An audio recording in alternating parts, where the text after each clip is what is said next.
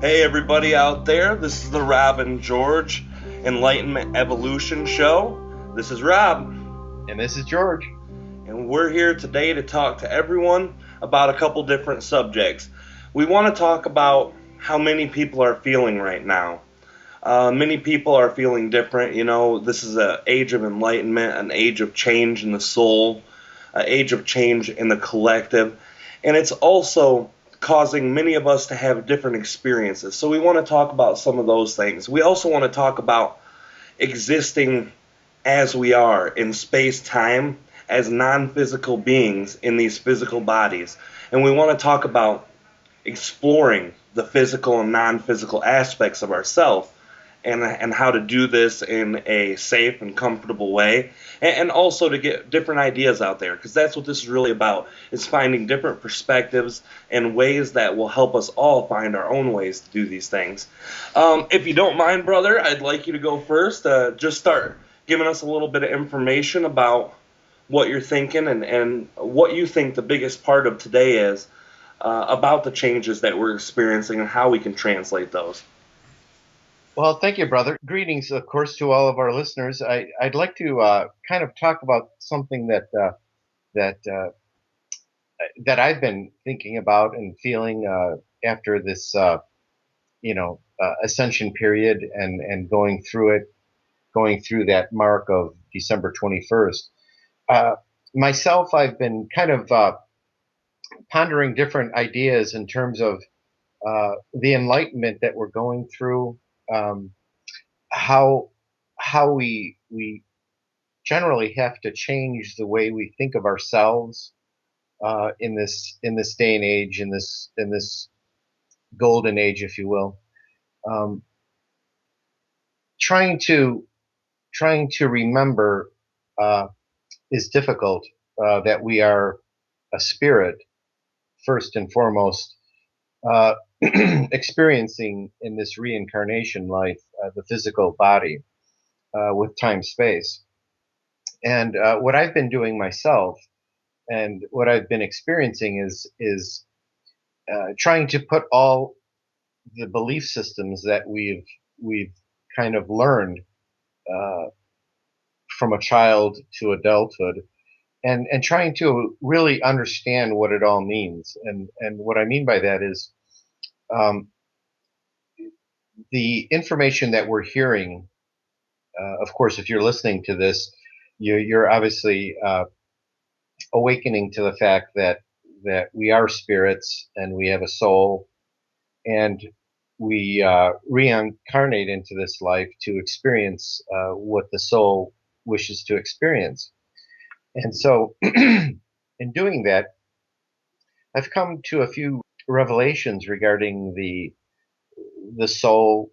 The soul wants us to be experience joy, happiness in our existence, and I think what we have to learn to do is kind of be in that mode of remembering that aspect, that we are an aspect of the source, and to understand in this 3D reality that we were incarnated with, that is a special incarnation that the soul, I'm sure, chooses to fulfill. Through our past lives, we all have the same soul. So in all these other past lives or concurrent lives that are currently going on at this time, we should really try to understand and let go of the 3D way of thinking and start thinking more of the 5D, or this new awakening in our consciousness. And so, yeah, I'd like to talk about topics regarding that subject matter. How does that sound, brother? Oh, it sounds great. And I think it's very important to talk about all these things. So far, we go through our life, and most of us who are now waking are within the younger ages, all the way from teenagers all the way up to the late 30s, early 40s, and even in the 50s and 60s. Some people have been awake or are just starting to waken up. It's mostly a game for those who are under 40. Some people who are over 40 have been able to, but the only reason that is because they've lived that life longer. They've held on to those belief systems longer. They've been more embedded into their brain. And getting rid of those systems is probably one of the most important ways to be able to rid yourself from all the anchors that hold us down in life. I mean, when we're young, we're taught certain things. The system itself is kind of set up that way. The schooling systems, the television, the exposure you have to the news. Even in mainstream media, there's a lot of these things that are teaching us to be shallow people, to be negative people, to disconnect from who we truly are, not to get in touch with nature, not to do things that can get our self connected to who our spirit really is. And these are the most important things. I know for a fact that you too, just like I have, brother, have been going through for the last few years trying to remove those belief systems. And I believe that's probably one of the hardest things to do for many people. But a realization that I've had about that is that really it's not as hard as we make ourselves think it is. We're trained to think that changes are hard. You have to work for them. And that's been one of my greatest downfalls in making changes from my belief systems in life. And that's something that you've helped me see. You know, every time me and George would talk, we would always talk about changing these belief systems. And sometimes when I was going through difficult times, I would talk to him and say, you know, well, it's hard because this is such a thick belief system. This is something that I've been attached to since childhood. And it has to be hard to change. It's a change. We have to make these steps, and we have to do this, and we have to work, and we have to make ourselves go out and do A, B, and C before we can do. And, you know, the thing that you showed me, brother, is that is a belief system too. And that's one of the biggest things most people don't understand that I really want to get out there and share to people, you know, is that changing belief systems can be hard. But the belief that it's hard makes them even harder. And that's one of the worst walls that people put up in front of themselves, I guess. I think a lot of those things that you were talking about, too, about getting changes into the 3D way of life, those are important things to talk about as well. One of the aspects of third density reality is the way that we see love. And I think this is a very big subject. I mean, we could probably make a whole show about this, but I do want to touch on it a little bit here, if you don't mind, brother. No, go right ahead, brother. Love is something that all of us say that we experience, all of us feel. You know, I love my wife, I love my son, I love my parents, I love people around me, I'm living in love. And this is great, this is definitely, it helps you. It moves you towards the right direction. But most people's idea of what love is truly seen from crooked eyes. The idea of love that the majority, that the collective consciousness of Earth, it's changing now. Fortunately, it is.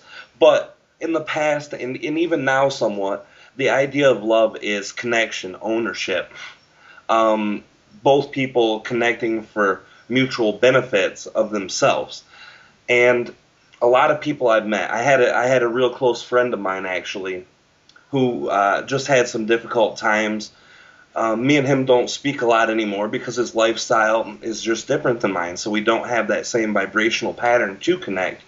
But he has lived his whole life with what he thinks is love, connecting to these women, using them sexually, using them for money, believing that he's nothing without love, believing that he's nothing without a woman to define him.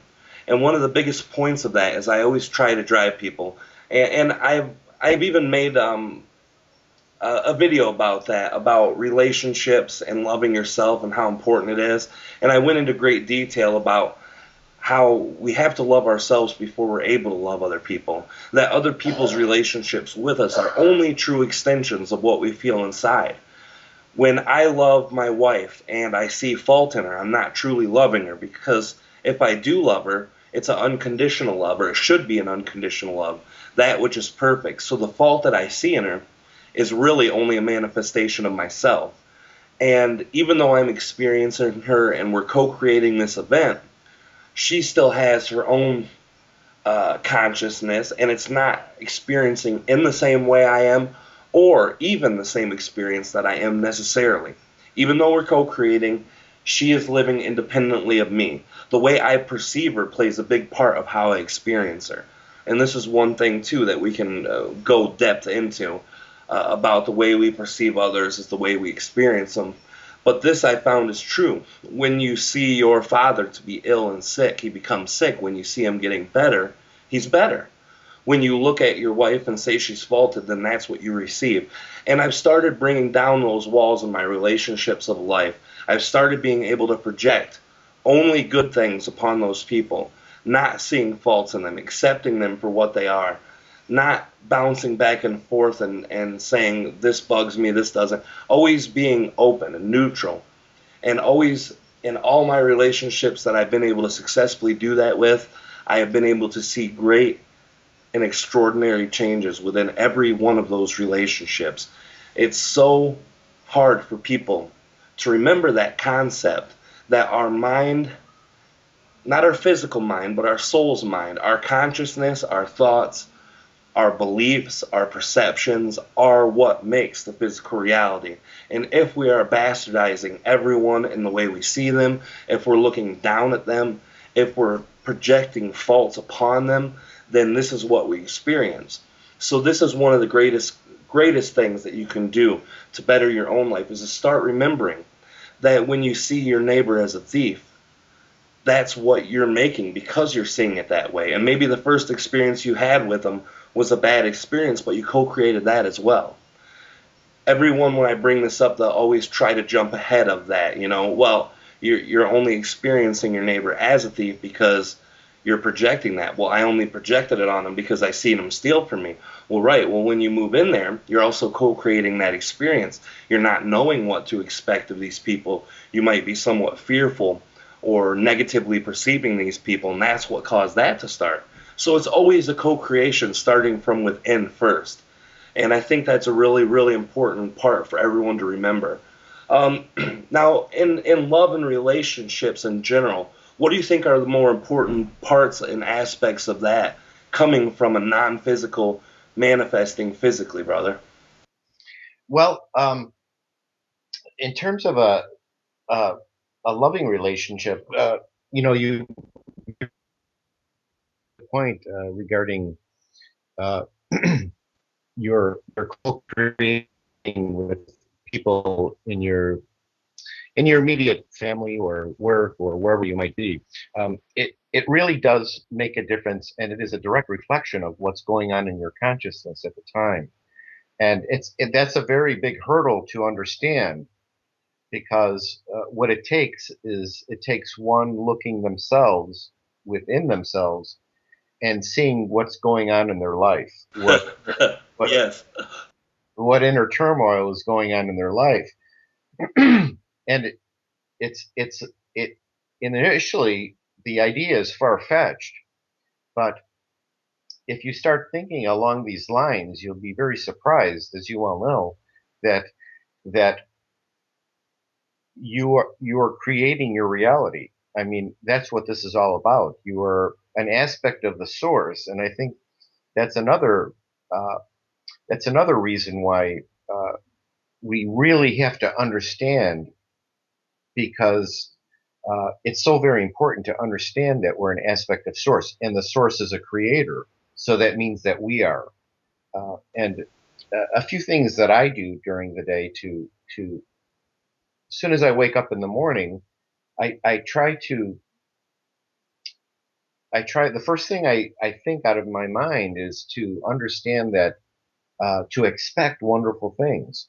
And it's a really wonderful concept to way to start living your life, because it really makes you look at what you're thinking about and understanding the world and the collective as it is, and that you're a part of it and you're creating it. So that has so much to do with our personal relationships. Uh, you mentioned the neighbor, that initial meeting of people that are unknown to you, that we've learned to have the sense of insecureness when we meet people, and it tends to kind of snowball, Sure. because we're creating more of the sphere of the world of the people in it. And as soon as we start like backing down from those old belief systems that we have, is when things actually change and we actually understand how much we actually do create our reality. So yeah, it's a very good point. Yeah, and that's where it goes back into being created, how to think, being shown and funneled into these ideas of fear. It's being on the news every day about how people are getting shot and murdered, and how, yeah, your next door neighbor could be a rapist. It's kind of fed into us intentionally, but the thing is not to blame those news sources, not to blame anything, the neighbors, not to blame anyone. The hardest part about this mindset and the way of thinking is the acceptance of your own actions causing everything in your life. I mean, this really awes people when they first hear this idea. It almost sickens them because they say, how could my family dying, or how could me being raped, or how could me being robbed, how could this be my fault?" And the problem is they're looking at all these ideas as if they're bad. And yes, being raped, having family, all these things are not pleasant experiences. I'm not trying to lessen the hurt that people would feel going through this, but what I'm trying to say is all these things are being looked at as negative, and that's why their experience is negative. Yes, being robbed can be bad, but it also can teach you about yourself. It can teach you about your willingness to forgive someone. It can teach you about loving the person who just stole that thing from you. It could teach you about how your way of seeing true love, unconditional love, can be put to the test. And through seeing all these different aspects of your own self, at first it's almost terrifying within itself to understand that everything that happens is a direct result of yours. But the one thing I want to put across is that we have to remove that fear. We have to remove that terror. This is the whole concept behind it. These things aren't really bad. They're here to teach us lessons. They're here because we need that experience in life. Death itself is nothing to fear. And if you can understand that the death is only the end of one portion of a cycle and the beginning of another journey, and all these journeys are equaling one great journey for the soul, that every portion and every fractal and every part of a life and existence and incarnations and reincarnations are all just one smaller portion of something bigger, and that bigger part is what your soul is. It's what wishes to experience. It's what you do. Then it can be made a little easier on your heart and mind. Then you can understand that the little things in life, your neighbor stealing's not so bad. It's there to teach us humility. It's there to teach us about our own views, our own perceptions. And that's where it gets back to those ideas of changing those beliefs. And that's what's very important. Now my idea, brother, is I would love to hear any concepts that you have about how to change these beliefs. We've been talking about the faulted beliefs. We've been talking about seeing things through the eyes of a more neutral setting to help. But what are some of the practices or things that you've gone through that have been able to get overcoming specific belief systems or past ideologies that you've had? What have you been able to do to get over those, to rebuild those, or to even bypass them so it no longer matters to you? Well, what I've done uh, for the past probably 8 or 9 months was to actually start creating some new belief systems. And when you listen to all of these messages and these channeling messages through Treb or any other channeler, it all comes from a neutral stance, meaning uh, positive and negative. There is no good, there is no bad. In the higher consciousness. So what I tried to do was to start believing in these new belief systems, which is to be neutral, to be non-judgmental of people, of all people. So that's dropping a lot of baggage that doesn't belong to me anymore, or it doesn't belong to anybody else anymore. Sure. So so again, when I wake up in the morning, I kind of tell myself to expect wonderful things. So anytime you have these old belief systems or the ego pops its head in, you learn to kind of shut it down, minimize it, you know, whatever you need to do to picture it, the ego in your mind. You know, I sometimes I tend to picture a little figure of something and just sitting down in a little chair in the back of my mind, uh, because the ego serves a purpose. It did serve as a purpose for thousands of years, and in this new age of enlightenment, the soul is coming more. Basically, it's coming more into the physical body, so it needs the room to live inside yourself, the light of your soul. Uh, Needs to have more space. You know, I'm giving metaphors here, but Sure. essentially that's what it does. And so you're kind of need to push the egos aside.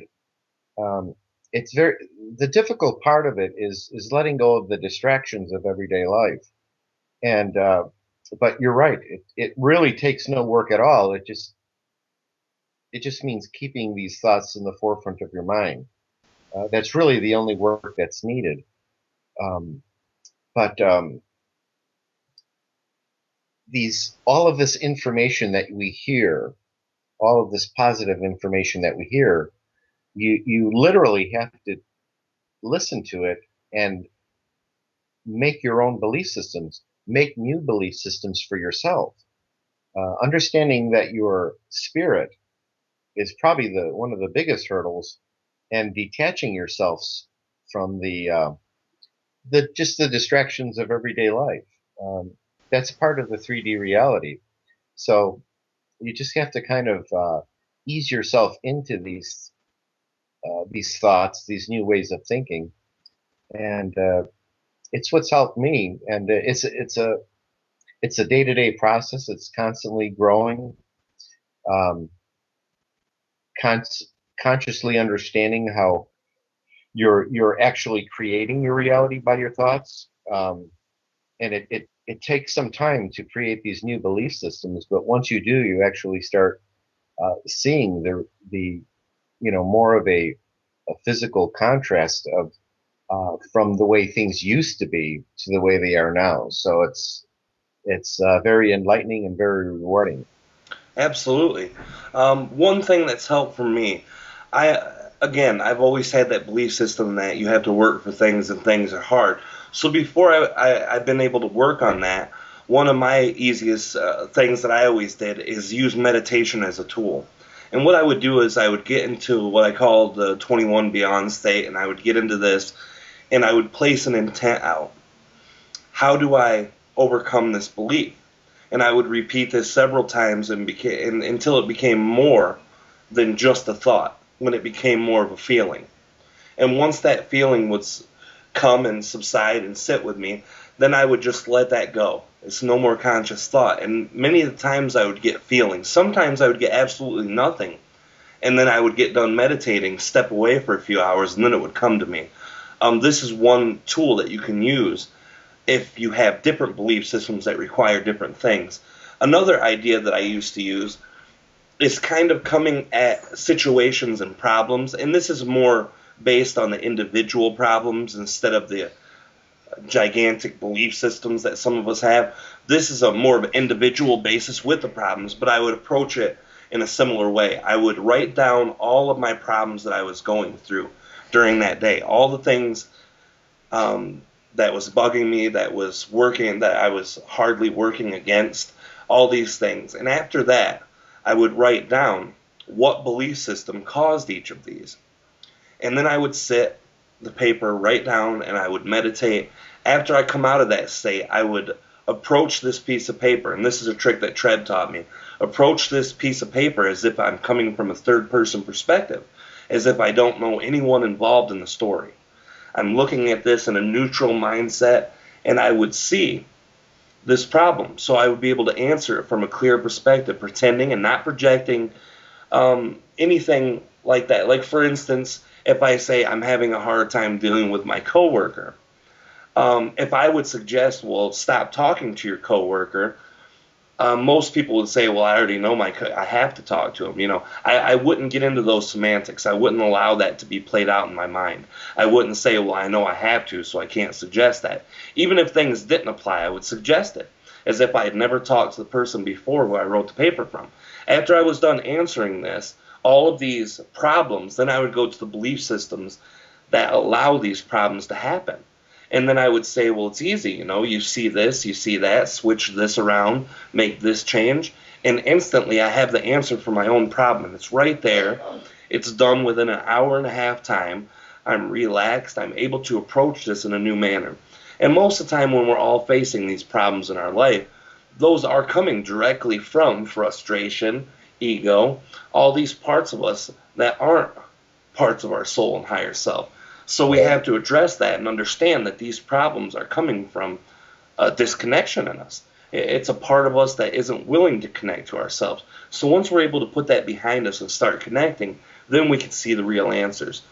And, it's great to have all these exercises and ideas, but the biggest point is that we understand that we're creating all of these things and that we ourselves are the masters of this. Knowing that alone, knowing it to be a fact, not just a good ideology or a good theory or a good philosophy, knowing it as a way of life fact, this makes a big part of the work being done. Once you know this, then the rest of it's just playing around, moving pieces on a chessboard to try to win the game.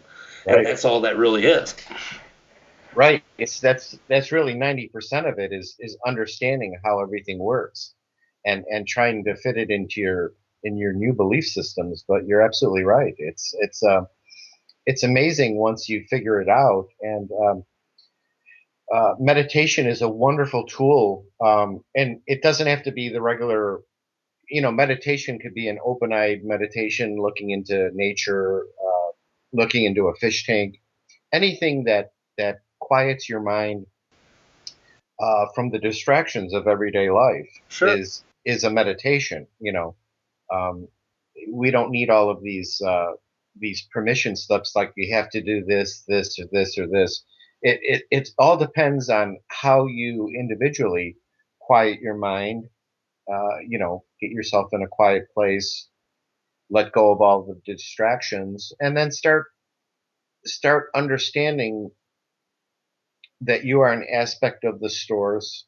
And there's a lot of realizations while you're doing that. There's self forgiveness, self love. There's a lot of these things that we've done in our lives that we have to understand where they came from, why they happened, and once you get through these different stages in awareness, is when you start understanding the true concepts of really all of these messages, which is love. I mean, your soul is love. It's light. It wants nothing but the best for you.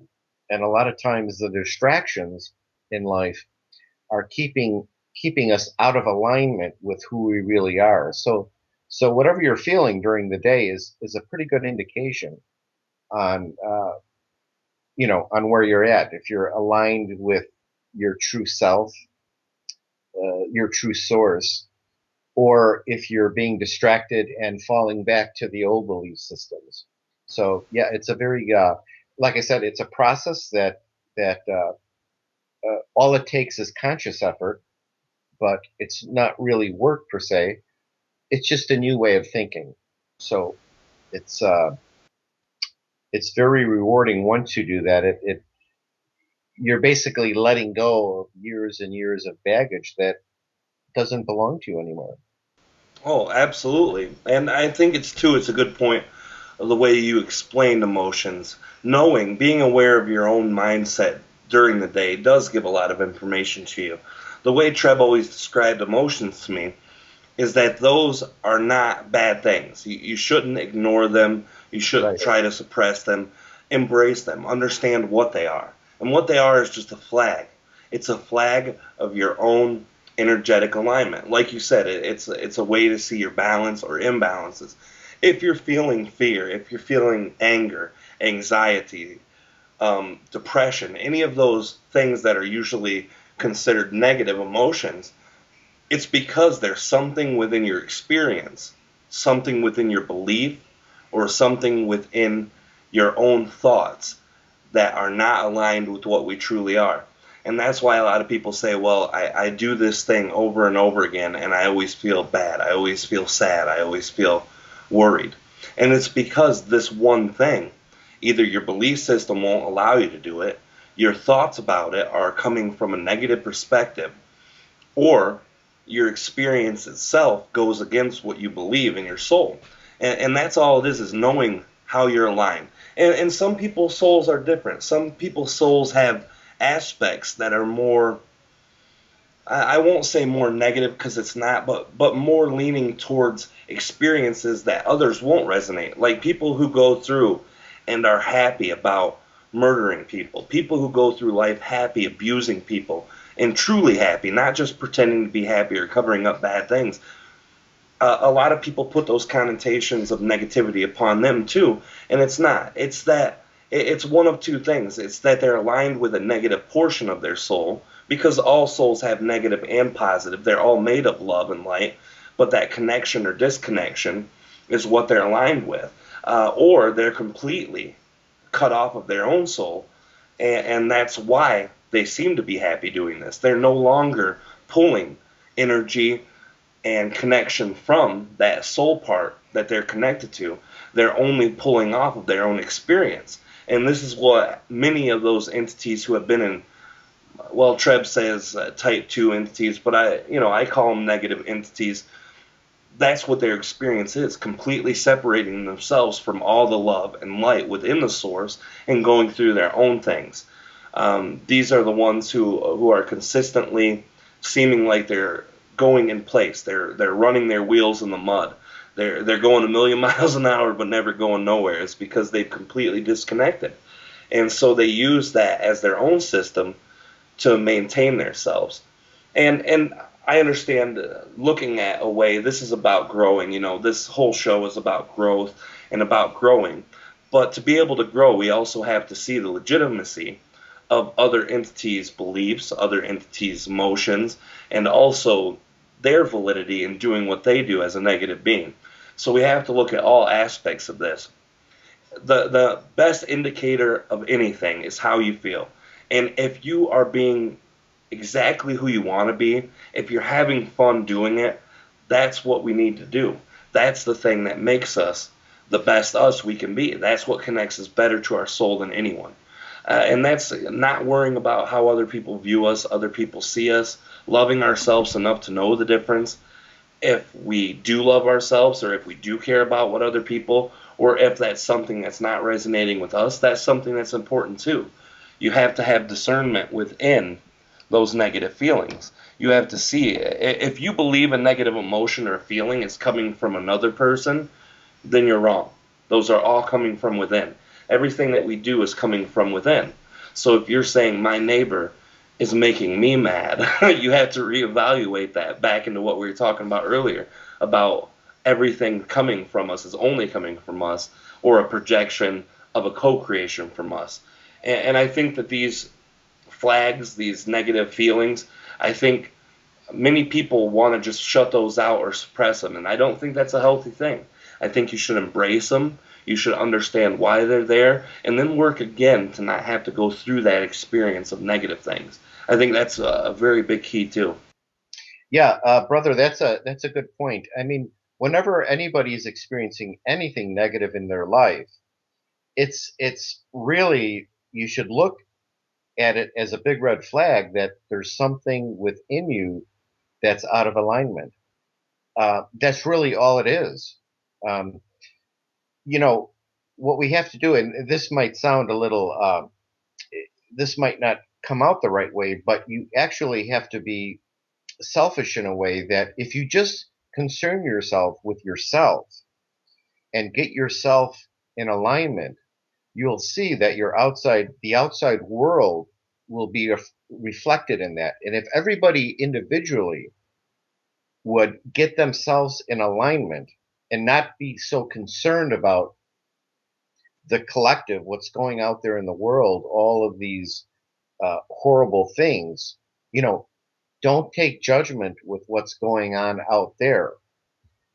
If you get in alignment with yourself and don't pay attention to the negativity out there in the world, the negativity out in the collective is basically the collective. It's showing you what aspects of the collective are. There's the collective consciousness and there's the individual consciousness.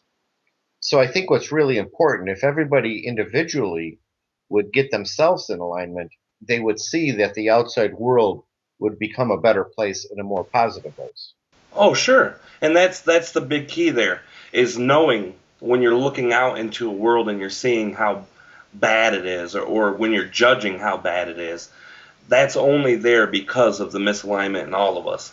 Yes. And each individual, even in the way we experience the collective too. The collective, if we place all of the collective as one being, which non-physically up the ladder it is, but let's say if we're putting it into one body and one character, and we're looking at the collective, this is the same interaction that we have with individuals.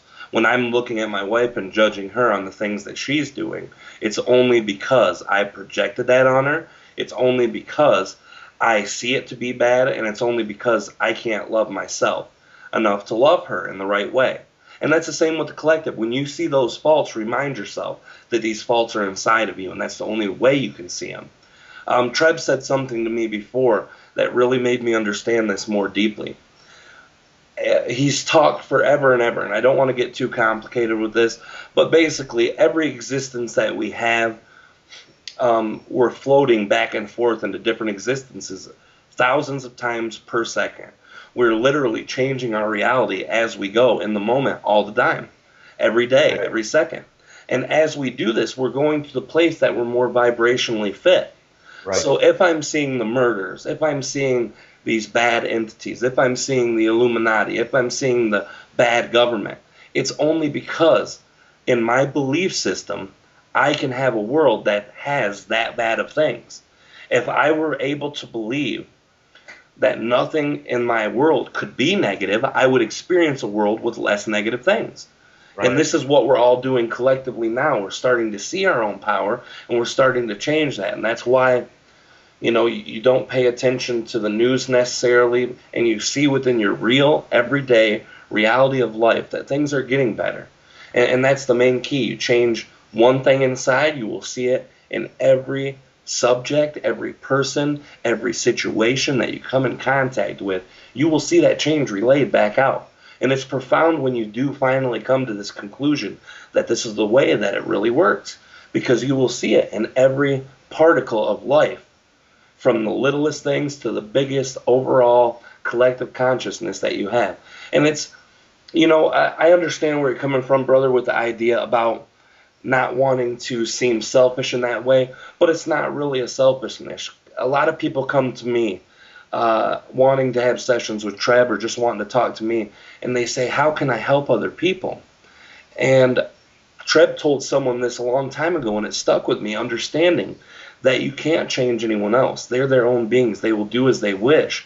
You only experience them in the way you project. So once you change the inside, you will see it manifested outwardly tenfold. And that's what we need to start doing, is focusing in. And I don't think at all that's selfish whatsoever. I think that's the only way to change an individual creative existence. And that's what we're all doing. Even though we're co-creating, even though we're connecting, we are individually building our entire universe from one fractal of consciousness, and we're all experiencing it in a way that is so different from the one next to us that literally and figuratively we are experiencing our own universe coming via the soul, manifesting outward. Yes. And exactly. Yeah. Yeah. I just wanted to, make it clear that it might sound selfish to not care, but by not caring is what, by making yourself whole and more alignment with the soul, projects this beautiful existence that you want. It's like manifestation. It's the same thing. You know, you have to project the positive thoughts so you get that back to experience it, you know. Sure, and that's most people can't really see that. They see this self as, well, maybe this is selfish, maybe this is negative. But what's less selfish than anything is being able to change every individual's life in your existence by changing yourself first. So to me, that seems the least selfish way. But you have to come from this understanding and knowledge of how it works to be able to see it that way. And most people in the collective that are starting to learn are starting to see that. But a lot of people who can't get rid of those old belief systems still are hanging on to that. Well, that's a selfish thing to say or do. Yeah, yeah, exactly. I mean, it's the way that if we know that we are creating our own reality, if we look at that as a basis foundation for things, then from that point you understand about what you manifest in your life is a direct reflection of how you're feeling about yourself. Um, uh, Manifesting abundance. You have to know that you're abundant in the now moment to be able to have that reflection come back to you in life. I mean, it's the way the universe works. If you know that you're abundant, it's what your creation will show you back to you. Absolutely. And that's the way when I talked earlier about the whole system thing, when I said the system is kind of set up where it goes against you to test your metal, to see what you're made of. That's the way I meant, you know. That's why knowing that living week to week, check to check, giving you little amounts, making everything cost, uh, making your brain think that you have to have a new fancy car and brand new shoes and all this. Doing that is a system that's set up to test your ability to know you're abundant. When Right. you see that you don't have a car in the driveway, when you see you're living in a house that might be subpar compared to what everyone else would think, but you know that the people inside that house are the most precious gift to you, knowing that that love is there, knowing that you're eating every day and that your physical needs are being taken care of. When you're able to see that abundance, that's when you're able to see more abundance. And knowing that abundance in every moment is the key to gaining it. And Yeah. that's how most people don't get abundance because they can't. They're too focused on, I'm going to run out of money on Friday and not get paid till Monday. I'm not going to be able to buy a new car for my wife because that's what she wants. They're more focused on their lack because that's the way it's kind of set up. But when you see past that, you experience the exact abundance, just like you were saying, brother. I think you hit it right on the nail there. Yeah. I mean, like you were mentioning earlier, where how we shifting to all of these parallel realities. I mean, there's an infinite amount. So, let this information be absorbed into your mind that each moment is actually a new life. And if you give enough of those positive moments in your life, if you love yourself enough to do this, you will experience the abundance. I mean, there's miraculous things that happen. Things happen that just change your life from one moment to the next. Um, this 3D reality is here for a reason. uh, it There has to be that time space buffer, or else if we were able to manifest instantly, like the high 5D dimensions do, uh, I mean, we wouldn't be able to handle the thoughts going through our head. We would have you know, if you thought of an explosion somewhere, your house might explode. I mean, it would be dangerous not to have that buffer of learning how to use your thoughts in a way before you're actually uh, can experience an instant manifestation. So it's a process. It really is. Oh, it's exactly like kids going to school. You know, in kindergarten they teach you how to read very small words. They teach you the alphabet. They teach you to count to 10 and add here and there. In the next grade, they teach you to add bigger numbers. It's the same way. You know, we're in the third grade. moving into the fourth grade. We're in that transition period right now, and the high schoolers know better. But that doesn't mean that we're given that kind of work, because our mind and our soul is not at that level where we could safely use it or understand how to use it in that way that's safe. And I agree. There's too much imbalance in the collective. There's too many people who worry. I know personally there's a woman who I know who used to be really horrible at worrying things. Literally every time we would have children around, she would say, "Oh my, they're choking," every time they'd cough on their food. She would say, "Oh my, the kid's gonna fall off the porch." Every time there was children around, she would be so worried about that. And this is the kind of mindset that many people are raised to have. The system teaches us. So those kind of mindsets are absolutely 100% dangerous in those types of instant manifestations. You'll be choking kids and having them fall off porches left and right if you can't control your own self and get yourself balanced to that point. And I think that's a good point too. I never even looked at it in that way, with the time space being a buffer zone for that reason. I mean, that's very, very profound to me to see it that way. I've always looked at it more like, we got to grow up to be able to use the cool powers and, and stuff like that. But I think that's a really good way to see it too, brother. Yeah, yeah. Because it, so if you thought things would change in one day, it's impossible. There has to be a time of growth when we understand these concepts. Um, I've experienced them. You've experienced them. Um, it's the way the universe works, and there's a reason for that. That I call it the time space buffer, but it's really time and space only exist here on Earth. So if you start thinking from the higher dimensions and take that third person view of yourself, you'll start to understand and look at yourself in a different way. But the biggest thing you can do actually is loving yourself. I mean, just be all about love. Forgive yourself of whatever you think you've done, whatever you've done, let it go. It's, you're a spirit in this bodysuit, and you have to let go of that baggage. Don't carry around all of the stuff that dictated your life. Uh, Understand the concepts of manifestation. Understand the concepts of being in the now, and wherever you are in this now moment is a direct reflection of what you're going to experience in your life. There negativity can't come into your life unless you're at that vibration.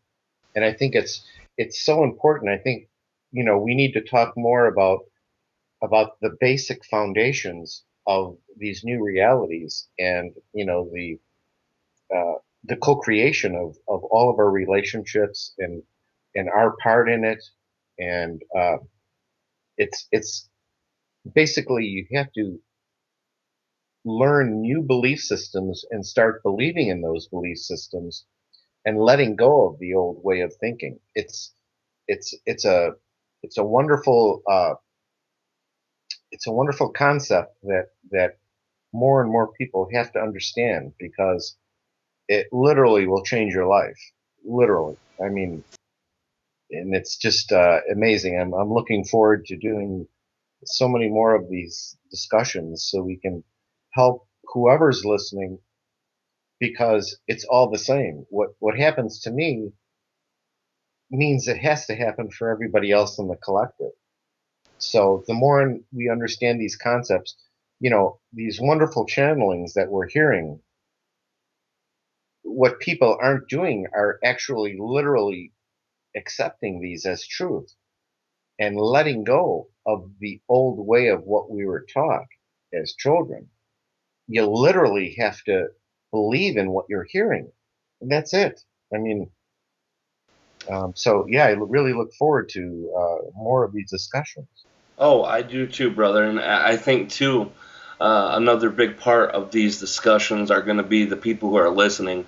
And I think feedback from you guys is going to be a great tool to use in the future. Um, I also agree with what you're saying. A lot of people listen to channelings, and the problem with it is that some people are on the fence. They don't know if it's real. They don't know if the entity who's coming in is who he really says he is. All these things are kind of clouding the judgment on the information itself. So what I always suggest to people who are at that, fence point, they're on the fence with channeling, you don't have to believe who is who they say they are. You don't have to believe that. You don't even have to believe that someone's truly channeling. In my opinion, if you just listen to the information, you discern it through your own heart, not your ego, not your brain, but through your own heart, and take what's useful to you. And I'm not saying take every channeling you hear and um, live through it literally, but these things that George is talking about, the literal parts to them, are the parts where they're saying you have to believe to create your own reality. You have to change your beliefs. You have to live in every moment. These are the things that I think people should start taking literally if they want to see the great changes in their life, the more growth within their consciousness, the ability to manifest things more instant. All of these great things that can be taken from this, if you understand them to be literally spoken instead of figuratively or philosophies, then you understand the greatness of them. And that's the one thing I know, brother, that you've been able to do is when you listen to them, you always heard the importance, you understood the greatness of the material, but you didn't always apply them literally until the last few years. And once you started doing that, when you applied those things as literally I have to stop doing this, or literally I have to start doing this, that's when you've seen your changes. And that's what was so important within the information, is to see that change. Right, right, and yeah, that's a great point. It's when people listen to channeling, whoever it is, if it resonates with you, that means it's touching something inside of you. I mean, there's wonderful channelers out there, and if you're listening to these messages and they touch your heart and they sound good to you, then you have to listen to them, but also start literally making new belief systems and listening to what they're saying. They're very clear on what they say. The problem is that we listen to the channeling and we don't, it sounds all, love and apple pie and all of this, but you actually have to start living it. You have to understand that your thoughts are creating your reality. I mean, that's it. Period. You know, I think that the problem is with you hear people saying I can't manifest. It's because there's programs. The ego is a running program. It was a survival tool that we've needed. It's a positive program. But now that we're moving into this new enlightenment stage in our existence, it's no longer needed. It's we have to let it calm down and not run our life in fear. You know, the ego was keeping us safe in an unknown world, thousands of years ago when we were cavemen. It's now that we're out of that, we have to start listening to our inner voice and start really making some new belief systems. That's what I did. I just started literally believing these channelings that I was hearing. They're all the channelers are saying all of the same thing if you listen to them. Sure. I mean, Sure. it's not like it's a big conspiracy. It's like they're all saying the same thing. Yeah, they're And all they're all saying similar information from slightly yeah, different views. Absolutely. right, right. And it depends who you resonate with is who you'll be attracted to, the kind of message you need to hear. All of the channelings, you'll find out that they're all encoded with messages, so they're really all timeless. Anytime you hear a message, it's like it was said directly to you, about you, and the same day. And it's amazing. And if people would really understand these concepts, then they could let go of like it has to be all of these difficult things. It's basically just letting go of the old new and understanding that you know, I mean, you could create your changes in your physical body. You can change your in terms of abundance. You can change your your physical existence in terms of your uh, what you think is important in the world in terms of material things.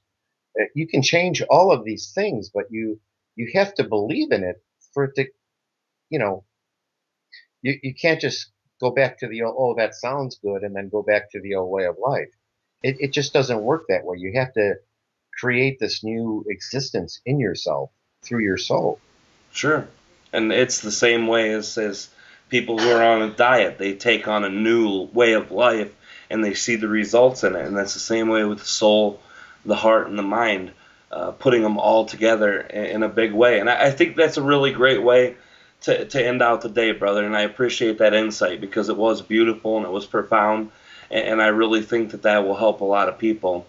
I think it's about time to wrap up, brother, and I think maybe next time we can touch a little more on the ego because there's a lot of aspects of the ego people don't understand. Yes. It's perceived always as a negative thing and not always a positive thing. So, I believe just as you do, it was a tool used, and it's something that just has to be pushed aside to make room for more of who we truly are. And I think that's brilliant, brilliant perception.